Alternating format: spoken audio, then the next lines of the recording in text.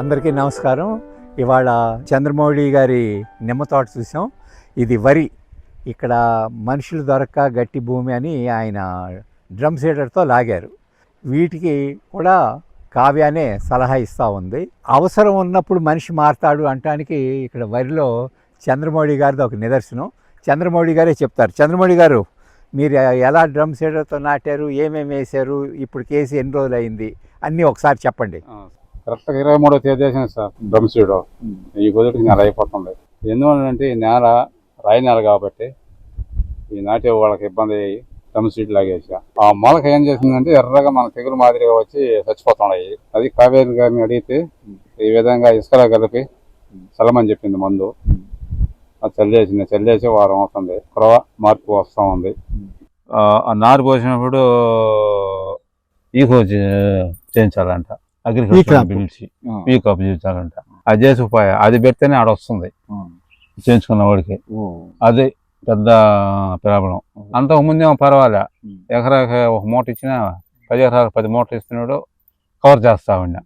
ఈ తాడవ మరి రెండో కాడికి మరి పూర్తిగా ఏం లేకుండా కనీసం 5 బస్తాలు ఇచ్చాడు ఒక్క దుండే కాడికి. సరే ఇంకేం చేస్తామని చెప్పి కావేరి అమ్మని బట్టి నేను 10 మూటలు అన్నాయి అన్న దగ్గర పెట్టమ్మా ఉన్నా మాట కూడా నేను చెప్పా. ఇది మే 23 అన్న డ్రమ్ సీడ్ వేశారు. ఈ డ్రమ్ సీడ్ ఎందుకు వెళ్ళారంటే మొన్న వానకారు పంటలో నారు పోసి నాటాలని ప్రయత్నించినప్పుడు వాళ్ళు కొంతమంది వచ్చి కొంత నాటి రాత్రితో రాత్రి నాట్లోకి వెళ్ళిపోయారు. మళ్ళీ వేరే వాళ్ళని తీసుకొచ్చి మళ్ళీ రిస్క్ పడి నాటిచ్చారు. ఈ రిస్క్లన్నీ ఎందుకు మనకని చెప్పి ఈ క్రాప్ లో ఏం చేయాలంటే డ్రమ్ సీడ్ వేయించాడు. మే నెల 23 డ్రమ్ సీడ్ వేసాడు. సరే, అది మొలిచేదేం బాగానే మొలిచింది. మొలిచి కొంచెం రాగానే ఏమైందంటే ఎండ, విపరీతమైన ఎండలు ఒకటి, ప్లస్ ఏంటంటే ఎదిగి రాలేదు, పచ్చదనం రాలేదు. ఆ టైంలో యూరియా వేద్దామని అనుకున్నారు యాక్చువల్గా అన్న. కానీ ఇక్కడ పరిస్థితి ఏంటంటే యూరియా దొరకలేదు. యూరియా దొరకపోయేదానికి యూరియాకి ప్రత్యామ్నాయం ఏందని ఆలోచనలో ఉన్నప్పుడు ఇప్పుడు గత 2 సంవత్సరాలుగా కావ్య అన్నకి పరిచయము, నిమ్మ తోటని 2 సంవత్సరాల నుంచి మన గ్రోత్ ఫిట్ నెమ్జాబ్తో చేస్తున్నాడు. స్ప్రేలు, సాయిల్ అప్లికేషన్, స్ప్రేలు అన్ని దాంతో చేస్తున్నాడు. కాబట్టి ఆ ఐడియా వచ్చింది. కావ్యాని అడిగితే, మన అమ్మాయిని అడిగితే ఏం చెప్తా చూద్దాము అని కావ్యకు ఫోన్ చేశాడు. అదే కావ్య ఏం చెప్పిందంటే, అన్న యూరియా అంటే యూరియా దొరకలేదు కదా, గ్రోత్ ఫిట్ లోని యూరియా పర్సెంటేజ్, భాస్వరం, పొటాష్ అన్ని ఉంటాయి, మీరు కొంచెం ఎకరానికి 2 లీటర్లు ఇసుకలో కలిపి చల్లండి అని చల్లిచ్చింది. ఆ చల్లిచ్చింది ఎప్పుడు? 13వ తేదీ. ఈ రోజు 20, అంటే వారం అయింది. అంటే 13వ తేదీకి ముందు పంట ఎలా ఉండేది ఆ రోజు వీడియోలు, ఫొటోస్ తీస్తున్నారు. ఇప్పుడు ఎలా ఉండేది ఇప్పుడు తీస్తున్నారు. ఇప్పుడు అన్న ఒక చిన్న డౌట్, ఇప్పుడు ఒకవేళ మనకి యూరియా ఇప్పుడు దొరకలా, మళ్ళీ ఏదో 1-2 బస్తాలు దొరికితే వేస్తారు, బాగానే ఉంది. రేపు ఫ్యూచర్లో పూర్తిగా యూరియానే దొరకదు మనకు మార్కెట్లో. ఇప్పుడు మీరు వాడారు, కొంచెం పచ్చదనం వచ్చింది, పర్లేదు అనిపిస్తుంది అన్నారు కదా, యూరియానే దొరకలేదు. యూరియాకి బదులు మన గ్రోత్ ఫిట్ వాడితే పండించచ్చు అనే నమ్మకం మీకేమన్నా? ఇప్పుడు వేస్తున్నారు, ఈ పంట చూసి మీరు దాన్ని మాకు చెప్పాలి. అది అప్పుడు చెప్పలేరు. కానీ ఇంకొక క్వశ్చన్ ఇంకొక రకంగా అడుగుతారు. మీకు యూరియా బాగా దొరుకుతుంది, ఇప్పుడు మీరు ఇలాగ వేసిన దాంతో మీ పంట బాగానే ఉందనిపిస్తుంది. ఇప్పుడు మీరు కావ్య ఎన్ని లీటర్లు చెప్పావమ్మా నువ్వు? ఎకరానికి 2 లీటర్లు. మొత్తం పంట టైం కంతా 7 ఎకరాలు ఉంది. కాదు పంట టైంకి ఎకరానికి ఎన్ని లీటర్లు చెప్తున్నావు?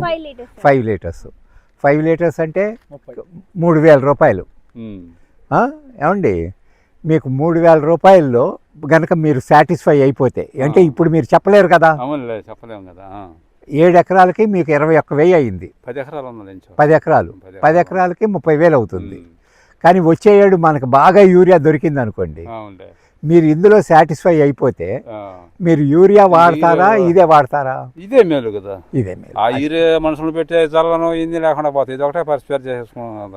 అది అంటే ఇప్పుడు ఇలా చేసినప్పుడు ఏమవుతుందంటే, మీరు ఎంత రాతి భూమి అయినా, రాతి భూమి గుణాన్ని అయితే మార్చలేము, కానీ వీలున్నంత మటుకు భూమి మెత్తదనం కూడా వస్తుంది. ఇప్పుడు అందుకని కావ్య మీకు ఏదైతే చెప్తుందో, అంటే మీకు అవసరం ఉన్నప్పుడు అప్పుడు దాకా మీకు ఎలాంటి అభిప్రాయం ఉందంటే కావ్యాకి ఉన్న తోటల గురించి తెలుసు అనుకున్నారు. అంతే అంతే.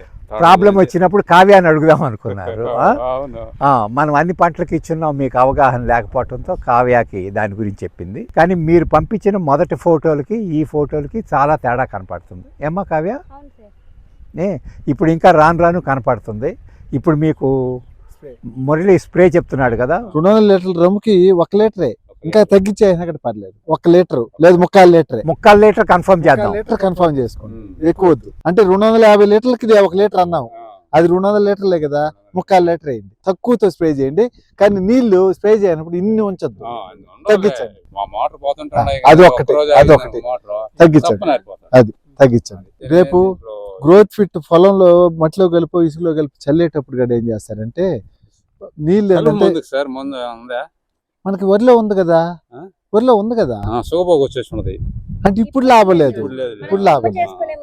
అది ఏంటంటే నాటు పద్ధతిలో నాటుతాం కదా, అప్పుడు నాటకు ముందే నాటు పద్ధతిలో రాదు, ఇది చల్లుడు కాబట్టి. అవును, దీనికి ఆల్టర్నేటివ్ నువ్వు వెళ్ళాల్సిందే కలుపుకి. రేపు చల్లేటప్పుడు కూడా 2 లీటర్లు ఇసులో కలిపి చల్లేటప్పుడు కూడా నీళ్లు పలచగా ఉంచండి, చల్లేసేయండి.